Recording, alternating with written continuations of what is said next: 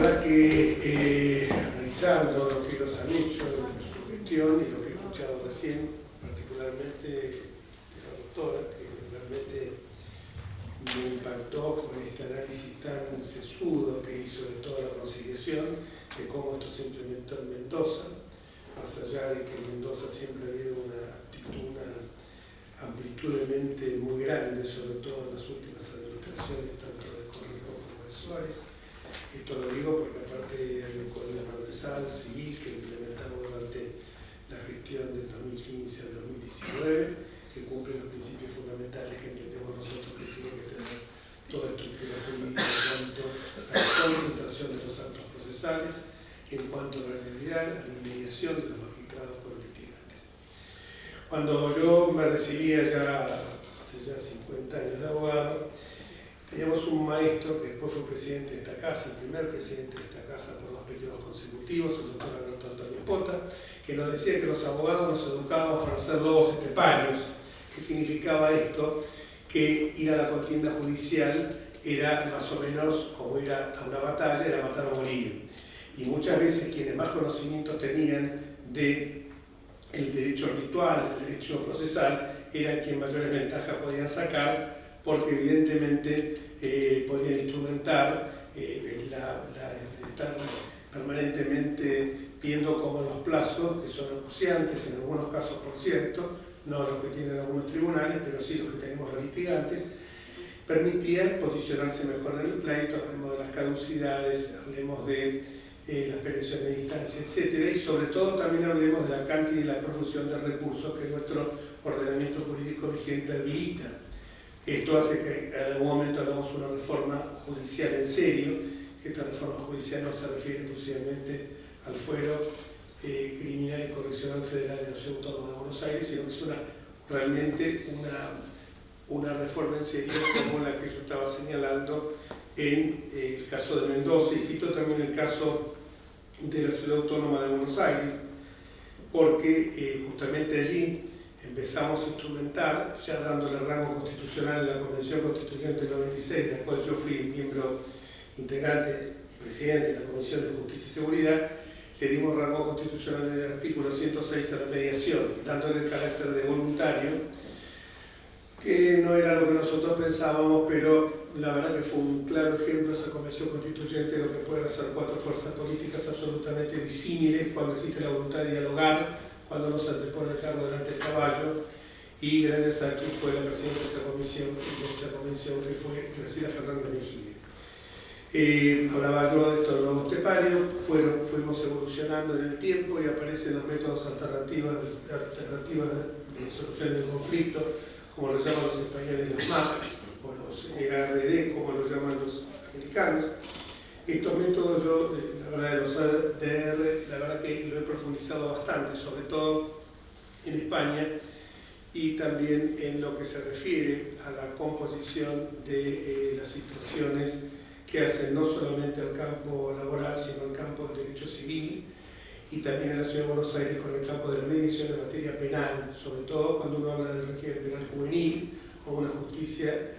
realmente reparadora, restauradora de un derecho, de un Estado jurídico, una relación jurídica que se ha resquebrajado. Así aparece en nuestro ordenamiento jurídico, primero la ley 24.573, la ley de mediación, que es absolutamente disruptiva y nos cambia el paradigma a todos los abogados que estábamos educados en esa concepción de un abogado que, han dicho, tiene más chicana que caspa en el saco. Los mismos abogados, si usted tiene más chicana, decían algunos jueces, que caspa en el saco. Y realmente era así, era muchas veces un desconocimiento del derecho de fondo, pero que se suplía con la posibilidad de incoar hasta el infinito recursos. En muchos casos lo vemos esto aún en nuestros días. Luego de esta ley, la 24.573, y aparece en el código, en el artículo, con la convención, en el artículo 106, la mediación con carácter voluntario. Me fui un poco dentro del tema al señalar que esto fue alguien, un diputado que pertenecía al Frente Grande, me acuerdo del doctor Bruno, que fue miembro de esta casa también, señaló que le parecía que no se podía irrumpir de manera obligatoria, de manera compulsiva, obligar a las partes a una mediación, con lo cual me pareció, no comulgaba con lo que yo pensaba, que no en aras de que el todo fuera superior a la parte, se acordó de esa manera, y eso que teníamos diferencias muy profundas con, por ejemplo, el doctor Raúl Zaffaroni, que estábamos en las antípodas del derecho, su concepción y la mía en materia de derecho punitivo, pero no obstante eso, cuando hay buena voluntad, cuando se puede llegar a acordar algo, se puede llegar a plasmar. Luego aparece obviamente la ley 24.635, la ley de conciliación. En la ciudad de Buenos Aires empezamos a trabajar el tema de, con mucha enjundia, el tema del traspaso de las competencias nacionales ordinarias a la ciudad de Buenos Aires, a partir de una autonomía que había sido castrada y pongo el término. Ay,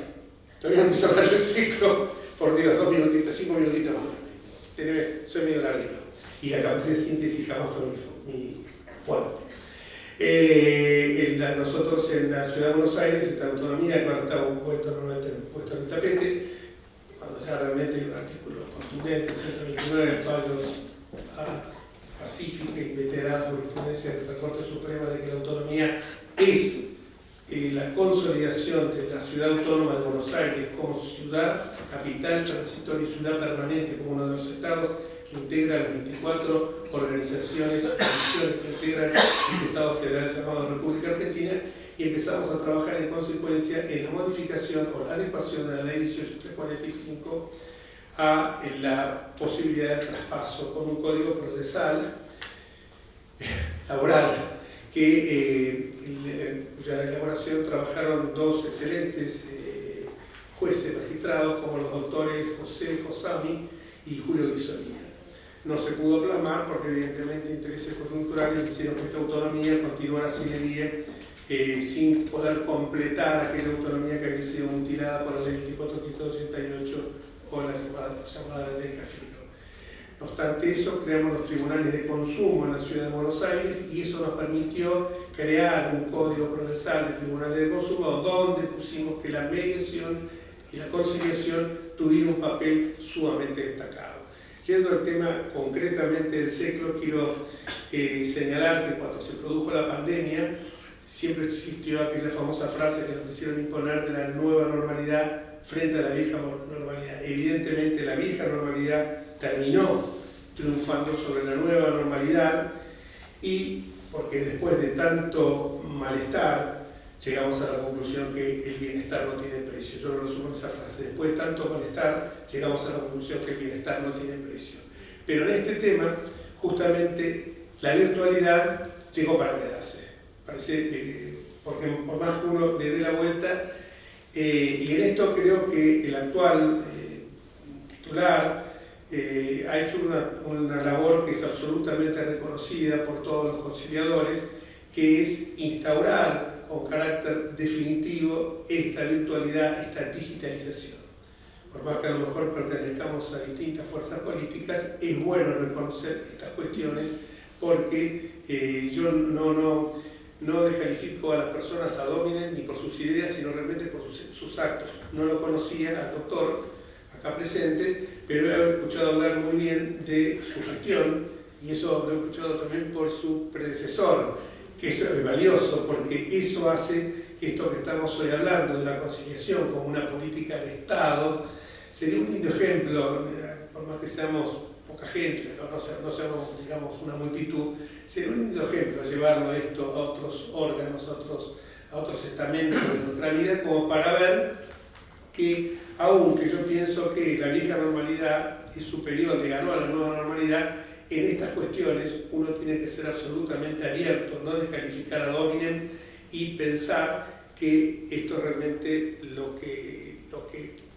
además, no solamente por el costo, por el bienestar que se logra en cuanto a la solución rápida de los conflictos, esto es como la nave capitana que tuvimos nosotros para diseñar en la comisión mía, en la Comisión de Justicia y Seguridad, lo que era el andamiaje del Poder Judicial de la Ciudad de Buenos Aires. En el artículo 108 de esa Constitución establecimos que queríamos una justicia absolutamente independiente de las partes, capaz de resolver los conflictos de las mismas en tiempo propio y un bajo costo económico. tiempo propio y bajo costo económico es que no es una justicia ni rebolona ni onerosa, porque una justicia onerosa o tardía es una eventual denegación de justicia. Y con esto, como veo que... Perdón, Daniel, todavía no terminé. Déjame, después por ahí no me aplaudís, así que mejor no te gastes por anticipado. Lo que yo quiero señalar en esto es resaltar, y no lo hago en este ámbito porque tengo algunas amigas, como por ahí la amiga Inés y la amiga Adriana y otros tantos otros amigos, y no vengo con la intención de quedar bien ni ser adulador, pero yo digo, resaltemos que estos métodos son sumamente eficaces, sobre todo cuando uno se pone a pensar. Tengo algunos datos que con mucho menos personal la justicia laboral ha resuelto más cantidad, acá me han pasado, porque si no, tantas cosas no puedo tener en la cabeza, que por ejemplo desde el 97 hasta ahora solo 20 acuerdos celebrados por el SECLO han sido revocados, que el SECLO soluciona 50.000 conflictos por año, idéntica cantidad a los juzgados del trabajo, que necesitaría el doble de jueces, que esto no le cuesta un peso al Estado argentino, y que esto me parece que tendría que ser, y celebro que el doctor Cataldo sea un entusiasta defensor, porque nosotros en la Ciudad de Buenos Aires, y discúlpenme que vuelva permanentemente a este tema, los juicios los resolvemos en un plazo de no más de 6 meses, mientras que la justicia le podrán decir, ustedes tienen apremios en la justicia CAIT, constitucional tributaria, tienen una justicia penal contravencional y de faltas reducida, pero lo que hemos incorporado nosotros son estos mecanismos de mediación, tanto en lo que hace al tema de las relaciones de consumo como cuanto a lo que hace a la mediación penal. Y creo que esto es realmente lo que nosotros tenemos que visualizar hacia el futuro, porque no es solamente resolver los conflictos de las partes, nosotros somos pacificadores sociales también. Los abogados como auxiliares de la justicia tenemos que imbuirnos de este concepto, y los jueces tienen que ser pacificadores también sociales. La mediación, y yo en la Ciudad de Buenos Aires implementé, por ejemplo, la mediación a distancia, que dos vecinos viviendo en distintos lugares del mundo, pero con un bien, por ejemplo, cito en la Ciudad Autónoma de Buenos Aires, o con un conflicto que se había radicado acá, resolvíamos una mediación como ocurrió entre dos personas, uno que se encontraba en Francia y la otra que se encontraba en Formosa. O sea que fíjense ustedes lo que se puede llegar a hacer de esta manera. El juez, el mediador, se transforma así en un pacificador social. El litigio no es la solución, porque el litigio siempre deja heridas que tardan mucho tiempo en restañarse. Por eso los quiero felicitar y alentarlos a que sigan en esta tarea. Muchísimas gracias.